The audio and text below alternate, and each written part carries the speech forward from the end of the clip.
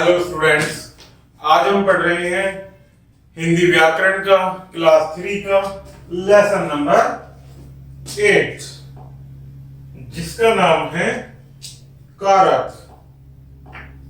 क्या नाम है प्यारे बच्चों? कारक। It means case. तो आइए प्यारे बच्चों शुरू करते हैं।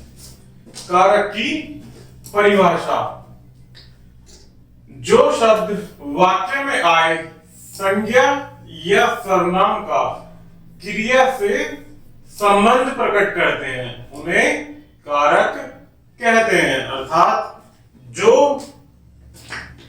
शब्द वाक्य में आए संज्ञा या सर्वनाम का क्रिया से संबंध बताते हैं, अर्थात वाक्य में जो संज्ञा और सर्वनाम शब्द आए हैं उनका क्रिया से क्या संबंध है, जो ये शब्द बताते हैं उन्हें क्या कहते हैं प्यारे बच्चों?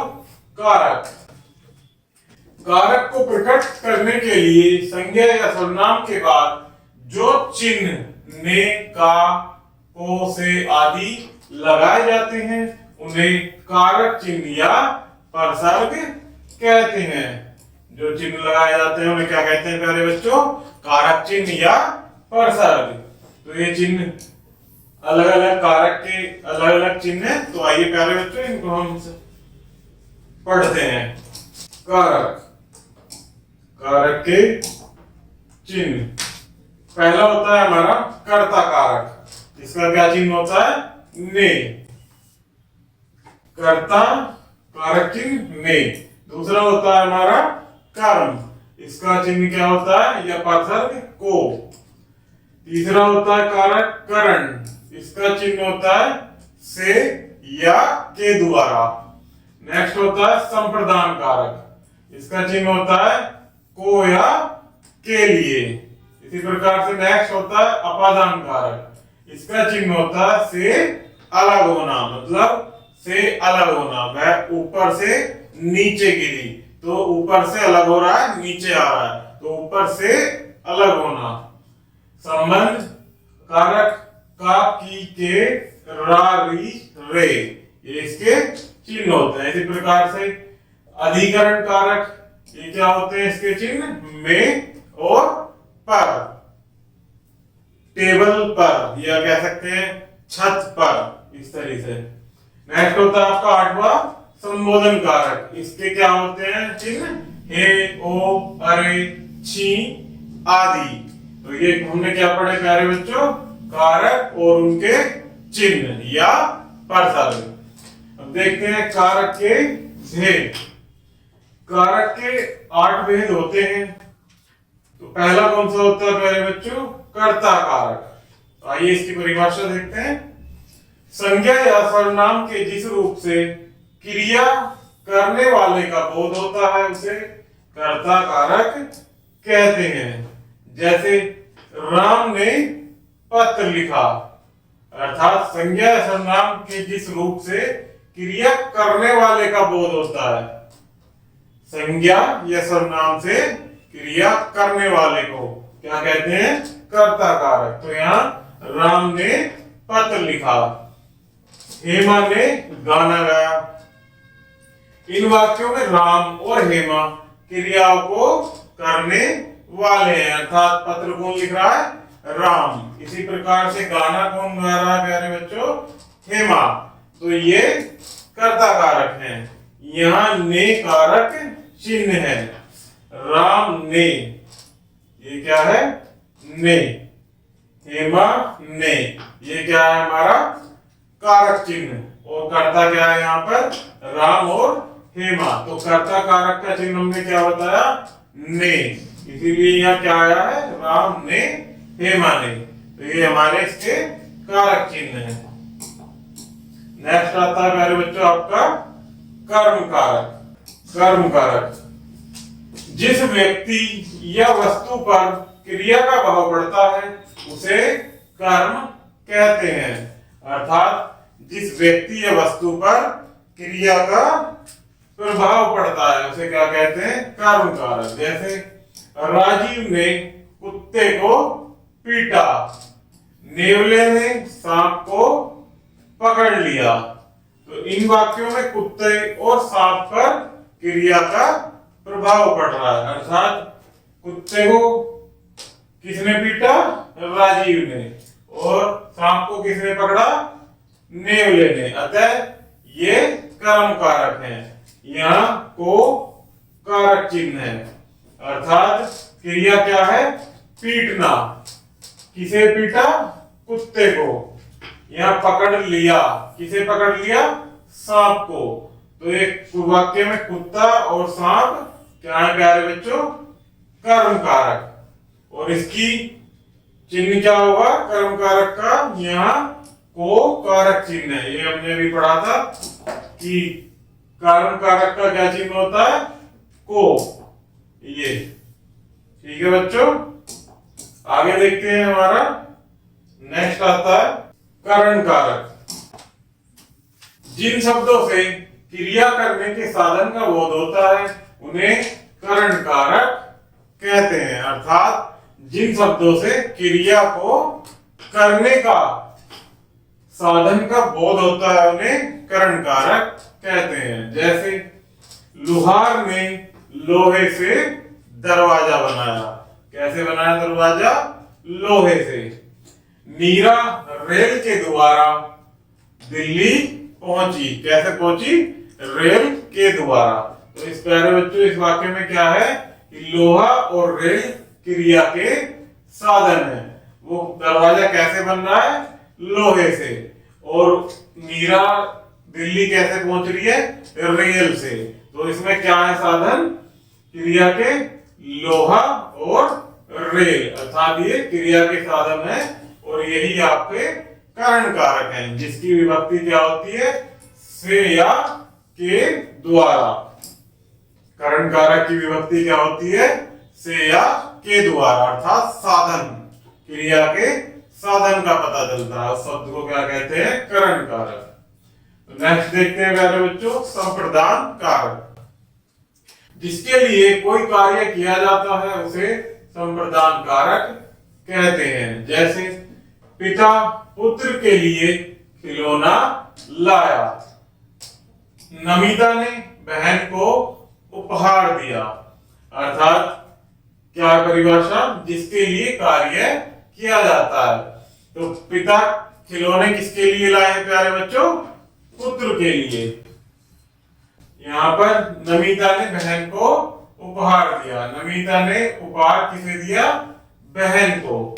तो इस प्रकार से इन वाक्यों में पुत्र और बहन के लिए क्रिया की गई है। तो मैंने अभी क्या बताया आपको कि खिलौने किसके लिए लाए गए हैं? पुत्र के लिए। उपहार किसके लिए लाया गया है? बहन के लिए। तो हमारे यही शब्द पुत्र और बहन संप्रदान कारक होंगे। इन वाक्यों में के लिए और को कारक चिन्ह है। संप्रदान की विभक्ति प्रसर्ग या चिन्ह क्या होता है प्यारे बच्चों? के लिए और को। नेक्स्ट आता है आपका अपादान कारक।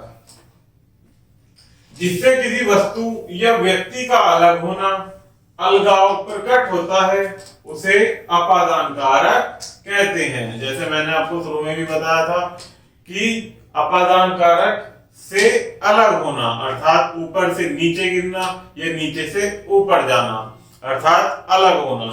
तो जैसे वृक्ष से फल टूटा। फल लगा हुआ था, वो टूटा, नीचे गिरा, तो फल वृक्ष से अलग हो गया। तो वो क्या होगा प्यारे बच्चों? वहां अपादान कारक। इसी प्रकार महल से राजा निकला। अभी महल में था राजा और महल से निकला, तो महल से अलग हो गया। तो यहाँ क्या होगा प्यारे बच्चों? अपादान कारक। जैसे इन सब वाक्यों में देखते हैं, इन वाक्यों में वृक्ष और महल, यानी वृक्ष से फल टूटा और महल से राजा निकला, तो वृक्ष और महल से अलग होने का भाव प्रकट हो रहा है।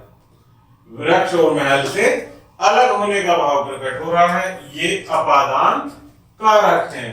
यहां से कारक चिन्ह है। से अलग होना, महल से बाहर निकला और वृक्ष से फल टूटा। नेक्स्ट है संबंध कारक। वाक्य में जब किसी संज्ञा या सर्वनाम शब्द का संबंध क्रिया से न होकर अन्य संज्ञा या सर्वनाम से होता है तो इस संबंध को प्रकट करने वाले शब्द संबंध कारक होते हैं। अर्थात जब किसी संज्ञा या सर्वनाम शब्द का संबंध सीधे क्रिया से न होकर वाक्य में दी गई किसी अन्य संज्ञा या सर्वनाम से होता है तो वहां क्या होता है प्यारे बच्चों, संबंध कारक। जैसे ये उदाहरण के माध्यम से हम समझते हैं कि वह रमेश की मोटरसाइकिल है, तो वह रमेश की मोटरसाइकिल है। मोटरसाइकिल का किससे संबंध है प्यारे बच्चों, रमेश से। कृष्णा देवकी का पुत्र है, अर्थात कृष्ण किसका संबंध किससे है प्यारे बच्चों, देवकी से। इन वाक्यों में साइकिल का संबंध रमेश से और पुत्र का संबंध देवकी से है, अतः रमेश और देवकी शब्द संबंध कारक हैं। अर्थात वह और कृष्ण का संबंध सीधे क्रिया से न होकर साइकिल यानी मोटरसाइकिल और पुत्र से है। यहाँ की और का कारक चिन्ह है। इसी प्रकार नेक्स्ट है आपका अधिकरण कारक। जिन शब्दों से क्रिया का आधार यानी स्थान प्रकट होता है उन्हें अधिकरण कारक कहते हैं। जैसे कबूतर पेड़ की डाल पर बैठे हुए हैं, मोनिका तालाब में गिर पड़ी। कबूतर पेड़ की डाल पर बैठे हुए हैं। इस वाक्य में क्या है प्यारे बच्चों, डाल का संबंध क्रिया के आधार पर है।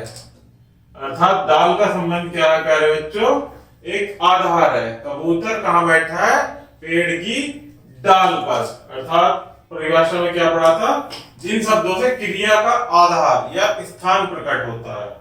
इसी प्रकार से मोनिका तालाब में गिर पड़ी। कहां गिर पड़ी, किस स्थान पर। तालाब क्या बता रहा है, स्थान का नाम, कि मोनिका तालाब में पड़ गई। तो क्रिया का आधार अर्थात स्थान प्रकट होता है। तो क्या है, इन वाक्यों में डाल और तालाब शब्द क्रिया के आधार हैं। क्या है, क्रिया के आधार। अतः ये अधिकरण कारक है। यहाँ पर और में कारक चिन्ह है। अधिकरण कारक के विभक्ति चिन्ह क्या होते हैं प्यारे बच्चों, विभक्ति चिन्ह को हम क्या बोल देते हैं, परसर्ग। तो वो क्या है, पर और में। इसी प्रकार से नेक्स्ट देखते हैं 8वां संबोधन कारक। जिन शब्दों का प्रयोग किसी को बुलाने अथवा पुकारने के लिए किया जाता है उन्हें संबोधन कारक कहते हैं। अर्थात किसी को बुलाने या पुकारने के लिए जिन शब्दों का प्रयोग किया जाता है उन्हें संबोधन कारक कहते हैं। जैसे हे प्रभु सबकी रक्षा करो। किसे पुकार रहे हैं हम, हे प्रभु सबकी रक्षा करो। तो हम प्रभु को पुकार रहे हैं। इसी प्रकार से अरे कविता कहां जा रही हो, अरे कविता कहां जा रही हो। तो इस प्रकार से इन वाक्यों में प्रभु और कविता को पुकारा गया है। अतः ये संबोधन कारक है। यहाँ हे व अरे कारक चिन्ह है। अर्थात यहाँ संबोधन कारक के क्या चिन्ह होते हैं प्यारे बच्चों, हे और अरे। तो इस प्रकार से प्यारे बच्चों हमने कारक का लेसन पढ़ा। हमारा ये लेसन यहीं समाप्त होता है। आशा करता हूं कि आपको यह लेसन अवश्य समझ आया होगा। तो वीडियो को लाइक एंड चैनल को सब्सक्राइब जरूर कीजिएगा। धन्यवाद।